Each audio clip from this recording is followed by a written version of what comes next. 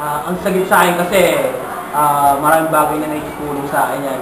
Hindi lang sa pag-build ng mga kabataan, tututo ka rin para sa kanila para paano maging bata ulit yung puso mo. Kasi sabi nila, God touch younger hearts. Parang gano'n din sa akin. Ako kaya ako nandito sa Sagip dahil bukod sa marami ka natututunan, maraming experience, nakaka-gather ka ng mga bata, na alam mo, mayroon pang pag-asa. Hindi lang nanghihinto bali yung pag-asa bali sa mga taong na nakikilala natin, yung nakikita ng successful, kundi dito talaga magsisimula sa kabataan, yung pag-asa na hinahanap natin para sa bahay.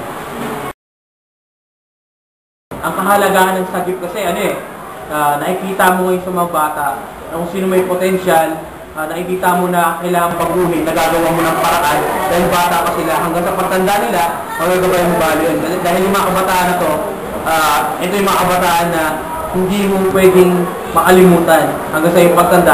Fellow SFC, mga friends, those who have a humble heart to join this activity every Sunday morning dito sa GJ site sa Marali. Thank you.